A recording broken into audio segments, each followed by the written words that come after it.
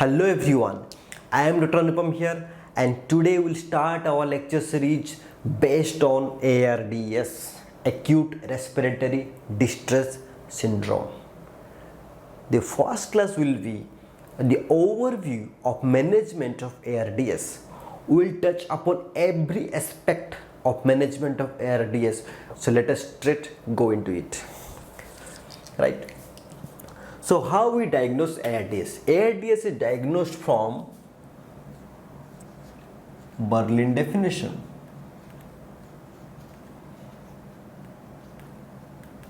Right?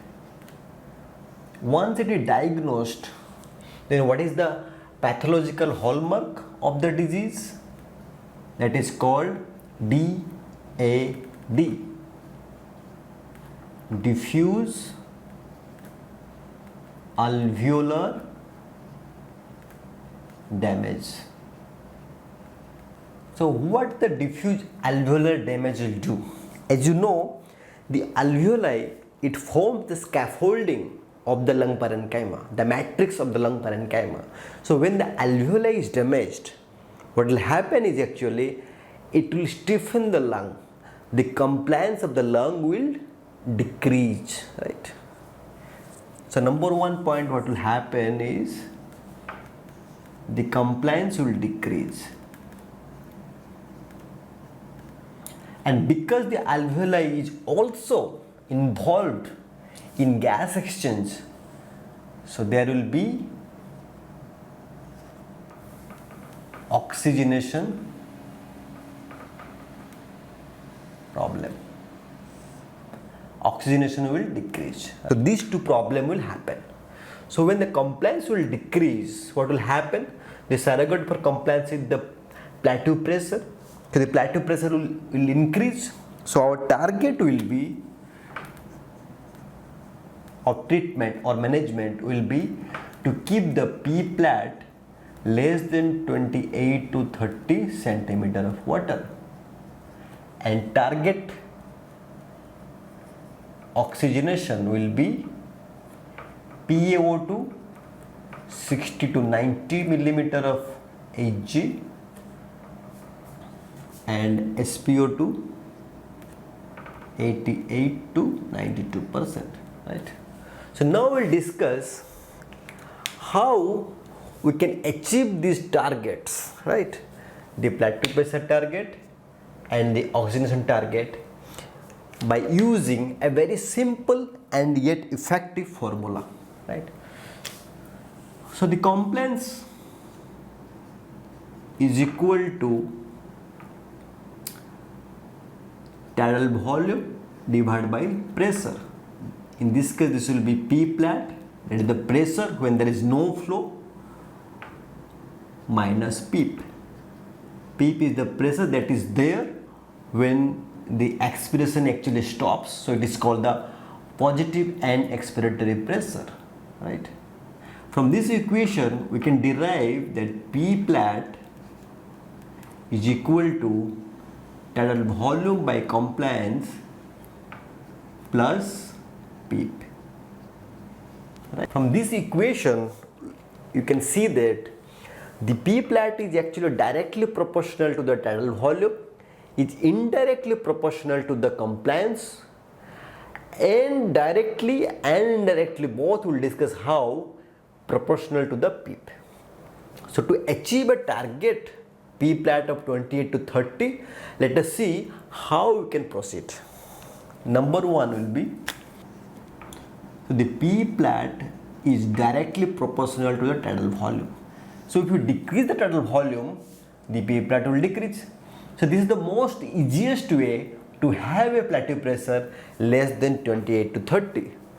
So the number one technique will be low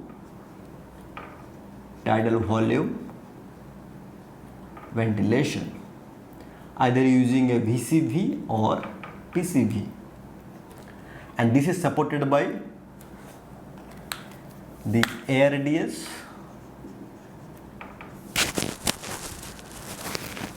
net protocol that is done by the ARMA group of people, right? So So this is one method. What are the other methods that can produce a low tidal volume?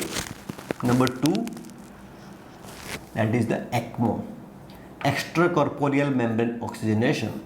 It can produce a ultra low tidal volume ventilation because most of the work is done by the Ecmo machine that is lying outside of human body.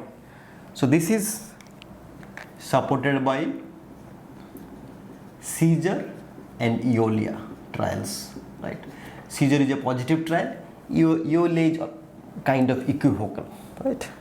Number 3, this is by using high frequency oscillatory ventilation, and this is reputed by Oscar and Oscillate trial. So this is not used nowadays, right? So these are the 3 primary methods in which you can produce a low tidal volume or ultra low tidal volume ventilation to decrease the P-plat, which can ultimately improve the mortality in ARDS, right? Second will be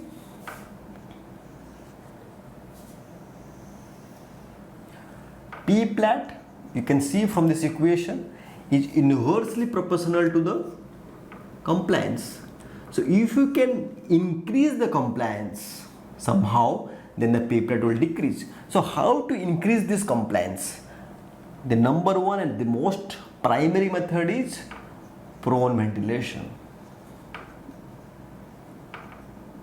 right? And this has been supported by Proseva study. There are other methods which can improve the compliance, that is recruitment maneuver supported by or refuted or equivocal by Ards trial.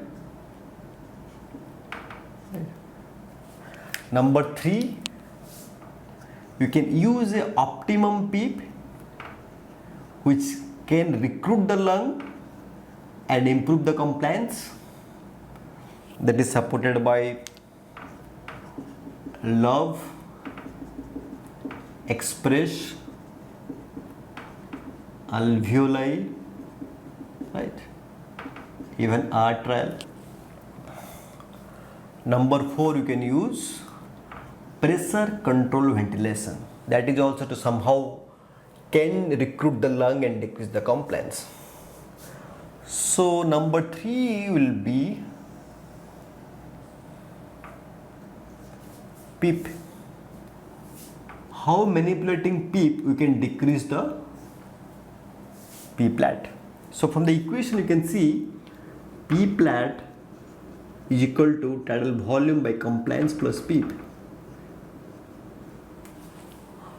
So PEEP is linked with the compliance also, linked with the plateau pressure also. So whenever the PEEP is optimum, what it will do, it is actually recruit the lung and prevent overdistension. So it is actually going to increase the compliance of the lung. The lung will become less stiff. So when you increase the PEEP and at the same time the compliance is also increasing, that means the whole value of TB by C will decrease. So the P-plat will either remain same or decrease, right? This is what we desire. If you increase the PEEP, the compliance should improve and P-plat should decrease. However, if the PEEP is not optimum, what will happen? If it is not optimum, when you increase the PEEP, then there is actually overdistension or de-recruitment, which eventually will decrease the compliance, so that the whole thing will increase. So it will decrease the compliance and P-plat will increase, which you do not want, right? So we have to choose the PEEP optimally. And how to do that? There are various methods to choose the optimum PEEP. We have the PEEP FiO2 table. We have the Love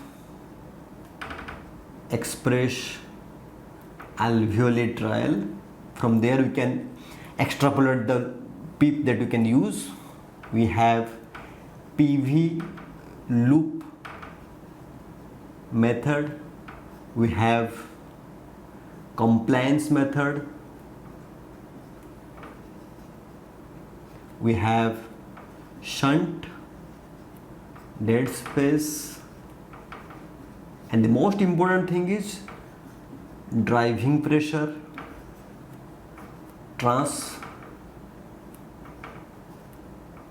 pulmonary pressure. These are the newer coming methods. We will discuss in detail about all these things in our future class. This is how we choose the optimum PEEP, right? Coming to the oxygenation part, the oxygenation depends upon two factors. One is FiO2 and second one is PEEP, right? We can manipulate both of these things to achieve our target. So we have various studies regarding the FiO2. What are the studies? We have hot ICU study, we have loco study, right? So this is how. So now what are the other supportive therapies that are very, very important in the management of ARDS, right? Other. The number one will be neuromuscular blocking agent. This is very, very important. So this is supported by Acute trial and Rose trial is kind of equivocal. Number two will be steroids. We have Dexa-ARDS and Meduri, right? Number three, fluids. We have FACT trial. Number four, nutrition. We have Omega trial.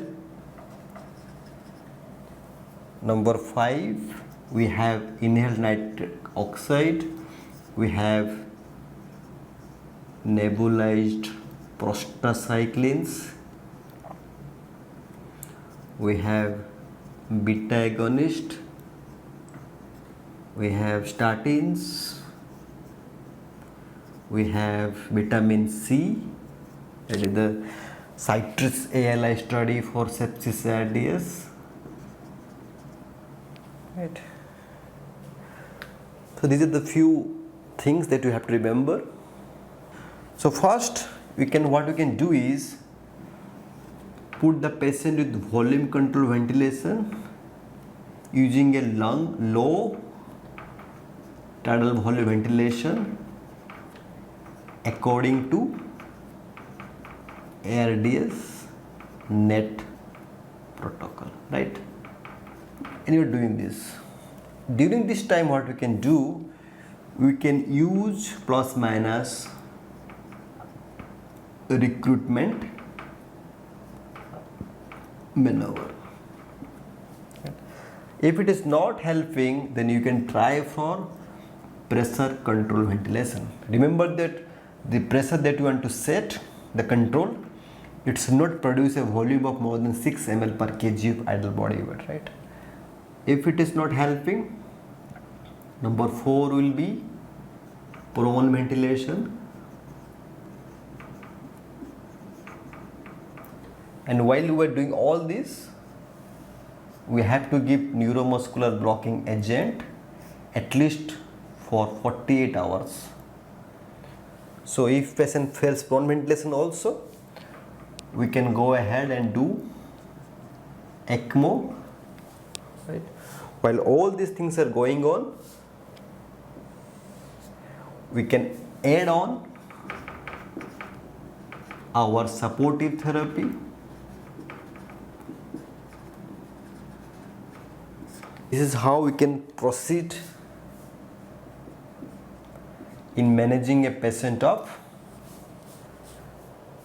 ARDS. So when patient is on VCV, here you have to choose the PEEP. Here you using the PEEP